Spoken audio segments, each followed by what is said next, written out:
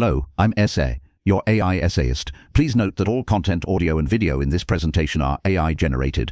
As AI can sometimes produce inaccuracies, I encourage you to verify any factual information presented. With that in mind, let's begin. Anneliese Maier occupies a singular place in the history of science, a scholar whose meticulous investigations into late medieval natural philosophy irrevocably altered our understanding of its connection to the scientific revolution. Her intellectual journey unfolded against the backdrop of early 20th century Germany, a period of both profound intellectual ferment and significant societal constraints, particularly for women pursuing academic careers. Maier navigated this complex landscape with unwavering dedication, ultimately establishing herself as a leading voice in the reassessment of medieval scientific thought. Maier's scholarly focus centered on the intellectual landscape of the late Middle Ages, specifically the period from the 13th to the 15th centuries.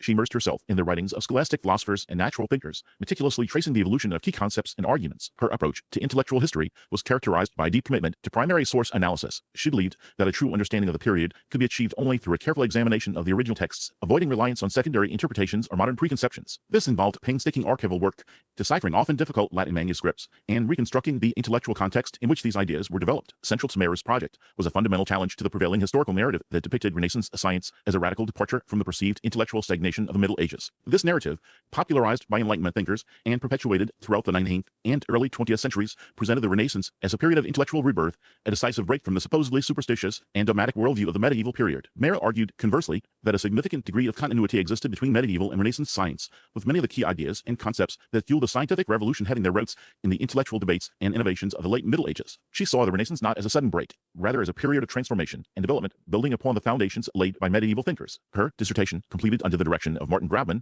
a renowned scholar of medieval philosophy, exemplified this approach. The dissertation explored the concept of form in scholastic thought, tracing its development from Aristotle through the major medieval thinkers. Maier's analysis demonstrated the complexity and nuance of scholastic discussions regarding form, highlighting the ways in which medieval philosophers grappled with fundamental questions about the nature of reality, the relationship between matter and form, and the problem of individuation. Grabman instilled in Maier a profound appreciation for the importance of rigorous historical methodology in the study of medieval philosophy. He emphasized the need for careful textual analysis, contextual understanding, and a willingness to engage with the primary sources on their own terms. This emphasis on rigorous historical research became a hallmark of Maier's own scholarship. Maier's work sought to demonstrate that medieval thinkers were not simply passive recipients of ancient wisdom, specifically Aristotelian thought. Instead, they actively engaged with these ideas, critically examining them, modifying them, and developing new concepts and theories. She argued that the intellectual ferment of the late Middle Ages laid the groundwork for many of the key developments of the scientific revolution, including the rise of experimental science, the development of mathematical physics, and the shift from a geocentric to a heliocentric worldview. One of the central problems Maier addressed was a tendency to view medieval science through the lens of later developments, judging it by the standards of modern science rather than understanding it within its own historical context. She argued that this approach inevitably led to a distorted and incomplete picture of medieval intellectual achievements. Maier insisted on the importance of understanding the specific intellectual, social, and religious factors that shaped medieval scientific thought, recognizing that medieval thinkers operated within a different set of assumptions and constraints than their modern counterparts. Her meticulous scholarship, while not directly resulting in the formal training of numerous students in the traditional professorial sense, served as an enduring example for subsequent generations of historians of science. Her dedication to primary source research, her rigorous analytical methods, and her willingness to challenge prevailing historical narratives established a high standard for scholarship in the field. Future historians of science found inspiration in her work, emulating her commitment to careful textual analysis and contextual understanding. Maier's influence extended beyond the specific content of her research, encompassing the very methodology of historical inquiry. Maier's work effectively initiated a reevaluation of the relationship between medieval thought and the scientific revolution. Her scholarship provided a more nuanced and complex picture of medieval intellectual achievements, demonstrating the significant contributions of medieval thinkers to the development of modern science. This reevaluation challenged the long-held assumption of a complete break between the Middle Ages and the Renaissance, paving the way for more integrated and historically accurate understanding of the development of scientific thought. The prevailing view of the Renaissance as a sudden awakening from a slumbering medieval period faced a formidable challenge from Anneliese Maier's scholarship. She instead illuminated the intricate and often overlooked intellectual dynamism of the late Middle Ages, revealing its profound influence on the subsequent scientific revolution. Her work brought to light the ways in which medieval thinkers grappled with fundamental questions about the natural world, laying the conceptual groundwork for later scientific advancements. Maier's approach was characterized by an unwavering commitment to the meticulous examination of primary sources. She believed that the true essence of medieval thought could be accessed only through a direct engagement with the original texts, avoiding the pitfalls of secondhand interpretations and preconceived notions. This dedication to primary sources involved extensive archival research, the deciphering of often challenging Latin manuscripts, and the painstaking reconstruction of the intellectual context in which these ideas were formed. Her commitment to primary sources stemmed from a deep-seated conviction that a genuine understanding of intellectual history demanded a rigorous and unbiased approach. Maier recognized that secondary interpretations, while potentially helpful, could also distort or obscure the original meaning of the texts. She therefore prioritized the careful analysis of the primary sources, allowing the voices of medieval thinkers to speak for themselves. This approach demanded a significant investment of time and effort, but Maier believed that it was essential for achieving a truly accurate and nuanced understanding of the period. Maier's intellectual biography is inseparable from the historical context in which she worked. As a female scholar in early 20th century Germany, she faced significant challenges in pursuing her academic career. The prevailing social norms and expectations often limited opportunities for women in higher education, and Maier had to overcome considerable obstacles to establish herself as a respected voice in her field. Her success is a testament to her intellectual brilliance, her unwavering dedication, and her determination to challenge the prevailing gender norms of her time. Maier's focused analysis of scholasticism, especially its concept of form, offered a window into the complex ways in which medieval thinkers understood the structure and organization of reality. She traced the evolution of this concept from its Aristotelian origins to its various interpretations by medieval philosophers, revealing the nuances and complexities of their debates. Her work demonstrated that scholasticism was not a monolithic system of thought, rather a dynamic and evolving intellectual tradition characterized by a wide range of perspectives and approaches. Her meticulous approach to intellectual history involved not merely summarizing the ideas of medieval thinkers, rather reconstructing their arguments in their original context. This required a deep understanding of the intellectual, social, and religious factors that shaped their thought, recognizing that they operated within a different set of assumptions and constraints than their modern counterparts. Maier sought to understand their ideas from their own perspective, avoiding the temptation to impose modern categories or judgments upon them. The influence of Martin Grabban on Maier's intellectual development cannot be overstated. Grabban,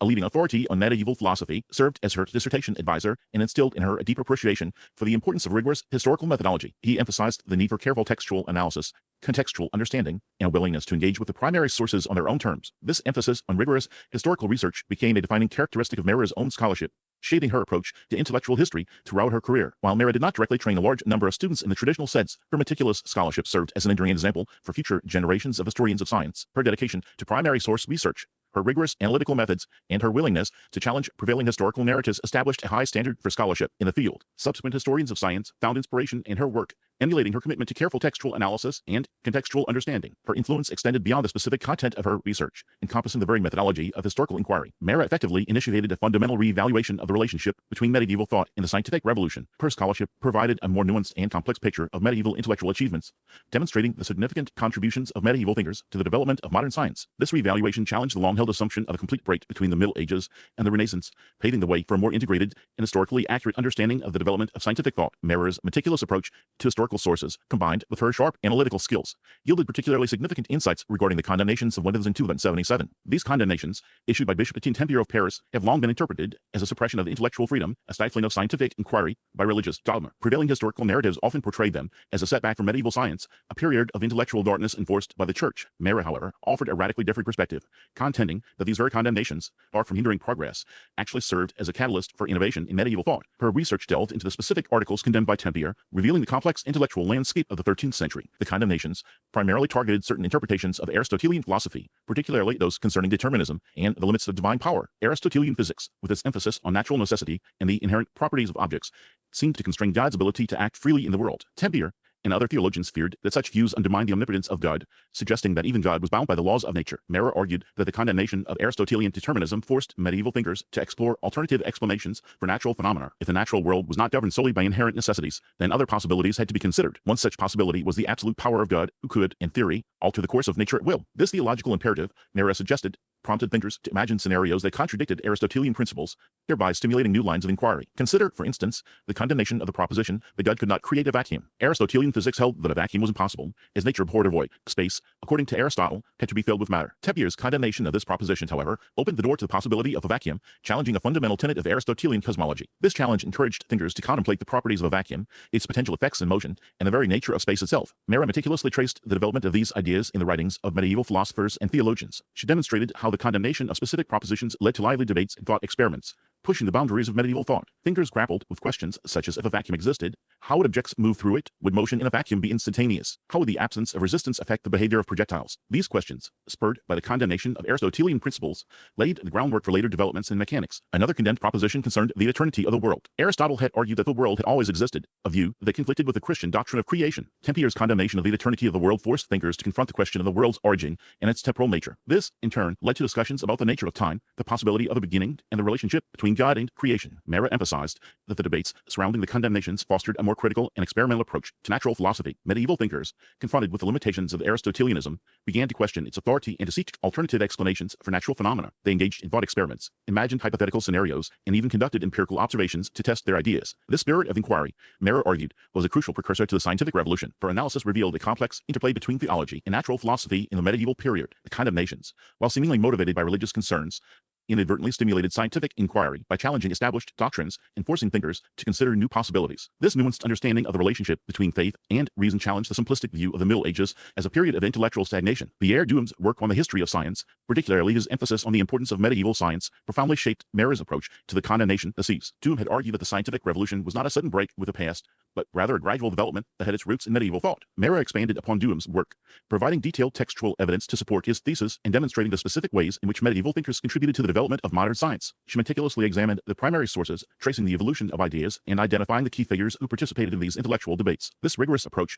to historical scholarship set a new standard for the field and established Maier as a leading authority on medieval science. Her work directly influenced later scholars to reevaluate the relationship between medieval thought and the scientific revolution. Edward Grant, for example, built on her research to further explore the impact of the 1277 condemnations on the development of concepts such as absolute space and the infinity of the universe. Grant's work demonstrated how the condemnations stimulated discussions about the nature of space, time, and the cosmos, paving the way for later developments in astronomy and physics. Similarly, David Lindbergh drew upon Maier's insights to examine the role of optics and visual perception in medieval science. Lindbergh's research revealed that medieval thinkers made significant contributions to the understanding of light, vision, and the properties of lenses. This work challenged the traditional view of medieval science as purely theoretical, demonstrating that medieval scholars also engaged in empirical observation and experimentation.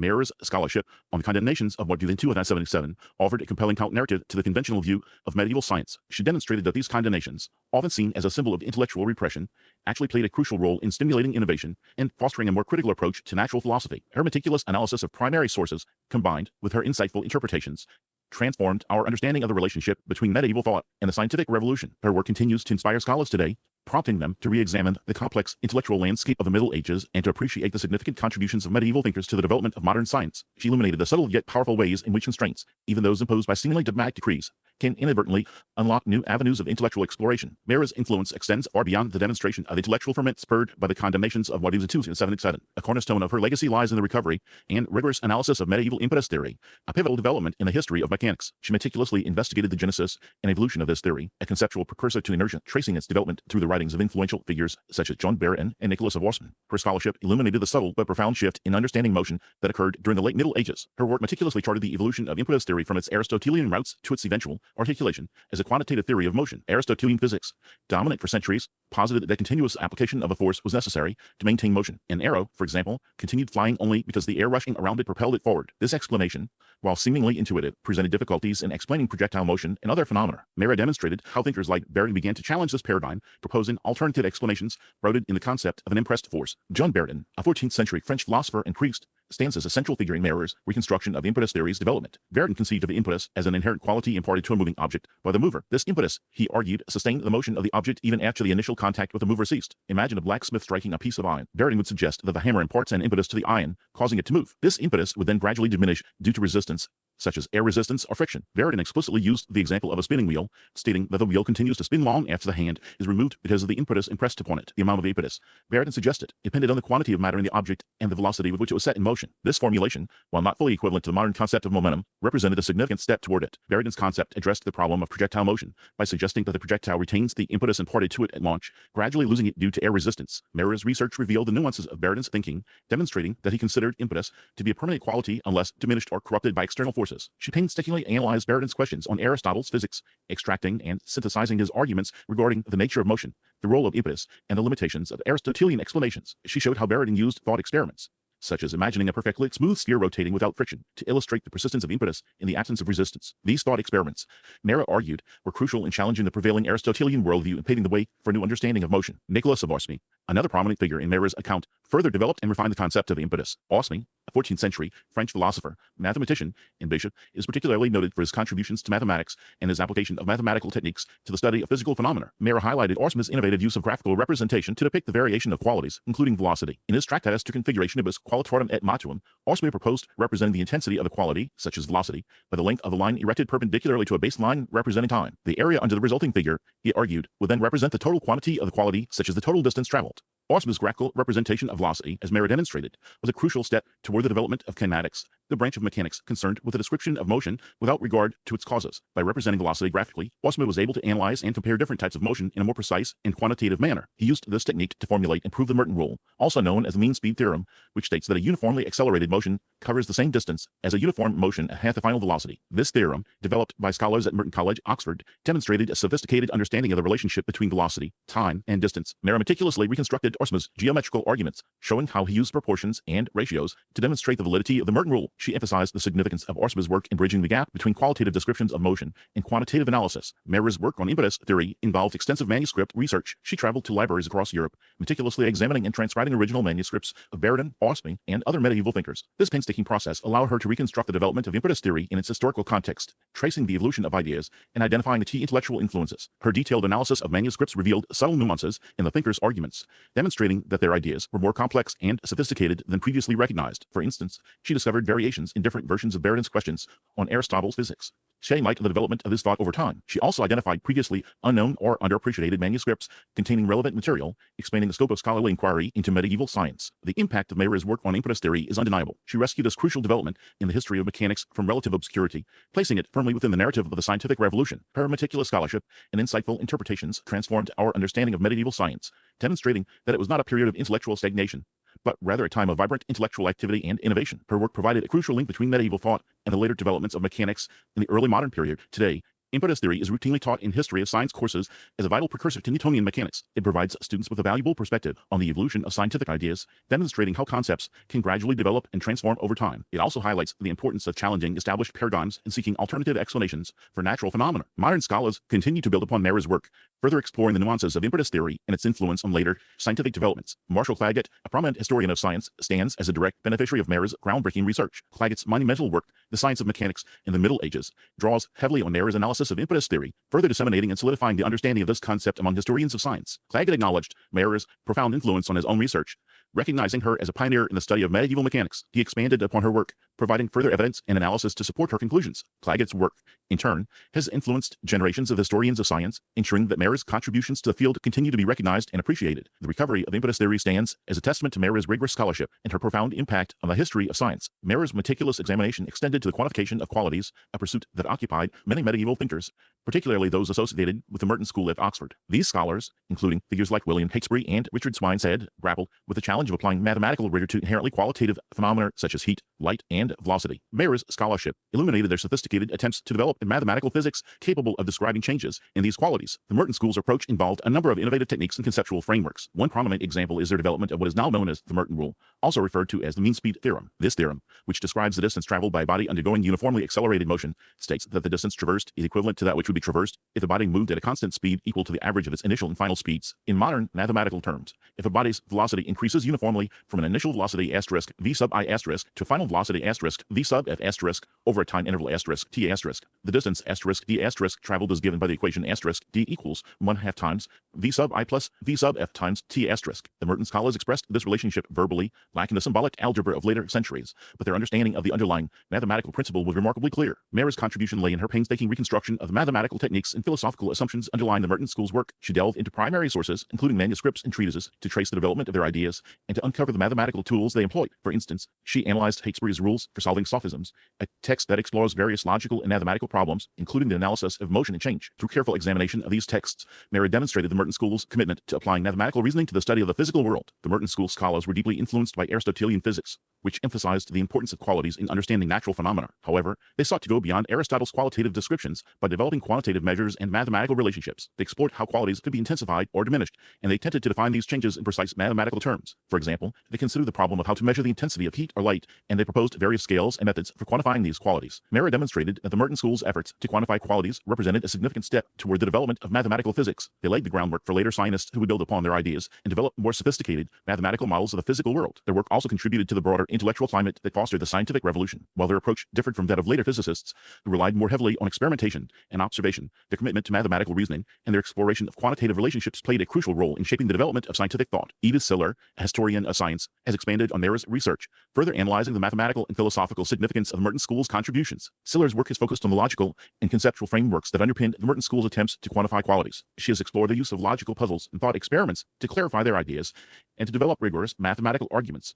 Silla's research has provided further insights into the intellectual context in which the Merton School's work was produced and has highlighted the enduring relevance of their contributions to the history of science. She built directly on Maier's foundation, using Maier's identified primary sources and analytical techniques to delve even deeper into the Merton School's intellectual world. The quantification of qualities, as explored by the Merton School and illuminated by Maier's scholarship, represents a fascinating chapter in the history of science. It reveals the efforts of medieval thinkers to bridge the gap between qualitative observation and mathematical precision, and it highlights the gradual development of a mathematical approach to the study of the natural world. Maier's meticulous research has ensured that this important chapter in the history of science is properly understood and appreciated. Her work serves as a reminder of the importance of studying primary sources and of carefully reconstructing the intellectual context in which scientific ideas are developed. The Merton School's influence extended beyond their immediate circle. Their ideas were disseminated through their writings and teachings, and they influenced other scholars who were working on similar problems. For example, Nicole Orsman, a 14th century French philosopher and scientist, drew upon the Merton School's work in his own investigations of motion and change. Orsman developed a graphical representation of the Merton rule using a two-dimensional diagram to illustrate the relationship between velocity, time, and distance. This graphical representation provided a visual aid for understanding the theorem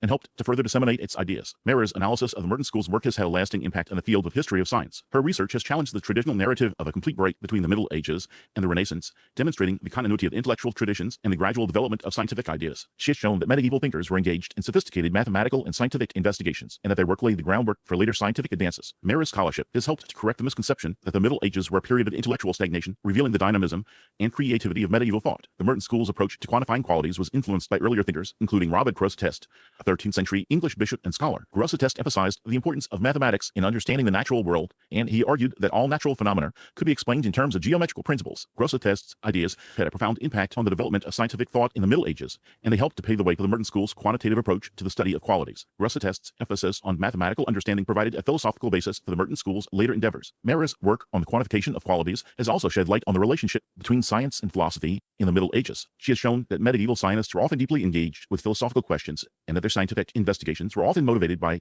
philosophical concerns. The Merton School, for example, was interested in exploring the nature of change and the relationship between the physical world and the realm of abstract ideas. Their attempts to quantify qualities were driven by a desire to understand the fundamental principles that govern the universe. Maier's scholarship has helped to demonstrate the interconnectedness of science and philosophy in the medieval period, challenging the view that these disciplines were separate and distinct. The legacy of the Merton School's work on the quantification of qualities can be seen in the development of modern physics. While their specific techniques and methods have been superseded by more sophisticated approaches, their commitment to mathematical reasoning and their exploration of quantitative relationships remains central to the scientific enterprise. Modern physics relies heavily on mathematical models and equations to describe the behavior of the physical world, and it seeks to identify quantitative relationships between different physical quantities. The Merton School's pioneering efforts to quantify qualities represent an important precursor to this modern approach. Maier's meticulous scholarship has ensured that the Merton School's contributions to the history of science are properly recognized and appreciated. Her work has provided a detailed and nuanced understanding of their mathematical techniques, philosophical assumptions, and intellectual context. Her research has challenged traditional narratives of the history of science and has helped to reveal the continuity of intellectual traditions and the gradual development of scientific ideas. Maier's legacy as a historian of science is secure, and her work will continue to inspire and inform scholars for generations to come. Anneliese Maier's profound engagement with the intellectual landscape of the late Middle Ages irrevocably altered the trajectory of how we perceive the origins of modern science. She navigated the intricate pathways of scholastic thought, revealing a vibrant intellectual ecosystem that fostered innovation and laid the groundwork for subsequent scientific advancements. Her work dismantles the simplistic narrative of a sudden, complete rupture between medieval philosophy and the burgeoning scientific revolution of the Renaissance, revealing instead a complex interplay of continuity and transformation. Maier's meticulous examination of primary sources, particularly those emanating from the schools of Paris and Oxford, unearthed a wealth of sophisticated analyses of motion, space, time, and infinity. These investigations, often conducted within the framework of Aristotelian physics, nevertheless pushed the boundaries of existing knowledge and foreshadowed concepts that would later become central to modern science. Her in-depth study of the concept of impetus, for example, demonstrated how medieval thinkers grappled with ideas related to inertia and momentum, challenging the Aristotelian notion that a moving object requires a continuous external force to maintain its motion. The concept of impetus, developed by thinkers such as Jean Bardin and Nicole Orsman, represented a significant departure from Aristotelian physics. Bardin, rector of the University of Paris, proposed that a moving object is imbued with a certain force or impetus by the mover, which allows it to continue moving even after the initial contact is broken. This impetus gradually diminishes due to resistance, accounting for the eventual cessation of motion. Orsman, a student of Bardin, further refined the concept of impetus and applied it to explain phenomena such as the acceleration of falling bodies. Mayer meticulously traced the development of the impetus theory through the works of these and other medieval thinkers, demonstrating its importance as a precursor to the modern concept of inertia. This directly influenced later figures such as Galileo Galilei, who, while often credited with the initial formulation of inertia, stood on the shoulders of these medieval giants. Galileo's experiments with inclined planes and his articulation of the principle of inertia owe a significant debt to the conceptual groundwork laid by Merton School. and their intellectual descendants. Furthermore, Maier's exploration of the Merton School's contributions to kinematics revealed their pioneering efforts to quantify qualities and analyze motion using mathematical techniques. The Mertonians, including figures such as Thomas Bradwardine, William Hapesbury, Richard Swineshead, and John Dumbleton, developed sophisticated methods for describing and analyzing the motion of objects, including the mean speed theorem, which states that a body moving with uniform acceleration travels the same distance as a body moving at a constant speed equal to the average of the initial and final speeds. This theorem, while seemingly simple, represented a significant step toward a more quantitative understanding of motion and paved the way for later developments in calculus and mathematical physics. Their work directly influenced Nicole Osman, who provided a geometrical proof of the mean speed theorem, further solidifying its importance in the history of kinematics. This theorem continues to be taught in introductory physics courses as a fundamental principle of motion. Maier's meticulous scholarship serves as a model for future generations of historians of science. Her unwavering commitment to primary sources, her rigorous analysis of complex philosophical and scientific ideas, and her ability to contextualize these ideas within their historical and intellectual milieu have set a high standard for historical research. She demonstrated the importance of going beyond superficial interpretations and engaging directly with the original texts to uncover the nuances and complexities of past scientific thought. Her work underscores the necessity of understanding the historical context in which scientific ideas are developed and the intellectual traditions that shape them. Her dedication to primary source research is particularly noteworthy in an era where secondary interpretations often dominate scholarly discourse. Maier insisted on returning to the original manuscripts, painstakingly deciphering the handwriting, and carefully analyzing the arguments presented. This commitment to primary sources allowed her to uncover previously unknown or underappreciated aspects of medieval science and philosophy, challenging established views and providing a more accurate and nuanced picture of the intellectual landscape of the time. This approach directly influenced subsequent scholars such as Edward Brandt, who further expanded on Maier's work by exploring the role of theology and natural philosophy in the development of medieval science. Moreover, Maier's pioneering work as a female scholar in a male-dominated field is an inspiration in itself. She faced numerous challenges in her pursuit of knowledge, including limited access to resources, societal biases, and professional obstacles. Yet, she persevered in her research, producing a body of work that has had a lasting impact on the field of history of science. Her success serves as a testament to her intellectual brilliance, her unwavering determination, and her commitment to scholarly excellence. Her example has encouraged countless women to pursue careers in academia and to challenge the traditional gender roles that had historically limited their opportunities. The broader implications of Maier's work extend beyond the specific details of medieval science and philosophy. Her research highlights the importance of understanding the continuity and transformation of ideas in the history of science. She demonstrated that scientific progress is not a linear process of accumulation, but rather a complex interplay of innovation, adaptation, and revision. Ideas are built upon previous ideas, often in unexpected ways, and the development of science is shaped by a variety of factors, including philosophical assumptions, social influences, and technological advancements. Her analysis of the quantification of qualities, for example, has shaped our understanding of how medieval thinkers paved the way for the mathematization of nature that became a hallmark of modern science. The Merton School's efforts to assign numerical values to qualities such as velocity and acceleration, while seemingly abstract, represented a crucial step toward a more quantitative and empirical approach to the study of the natural world. This approach directly influenced later figures such as Galileo, who famously declared that the book of nature is written in the language of mathematics. Maier's meticulous approach to scholarship serves as a valuable lesson for future scholars. Her emphasis on the importance of primary sources, a rigorous analysis of complex ideas, and her ability to contextualize these ideas within their historical and intellectual milieu provide a model for how to conduct historical research. Her work reminds us that the history of science is a complex and multifaceted story, and that a deeper understanding of this story requires a commitment to careful analysis, critical thinking, and intellectual honesty. Ultimately, Anneliese Maier's legacy lies in her ability to challenge established narratives and to provide a more nuanced and accurate picture of the intellectual landscape of the late Middle Ages. Her work has transformed our understanding of the relationship between medieval philosophy and the scientific revolution, revealing a complex interplay of continuity and transformation. Her meticulous scholarship, her unwavering commitment to primary sources, and her pioneering role as a female scholar have made her an inspiration to generations of historians of science. Her work encourages us to revisit historical narratives, to challenge established views, and to seek a deeper understanding of the complex and fascinating story of scientific progress. We really appreciate you tuning in to this AI-powered presentation.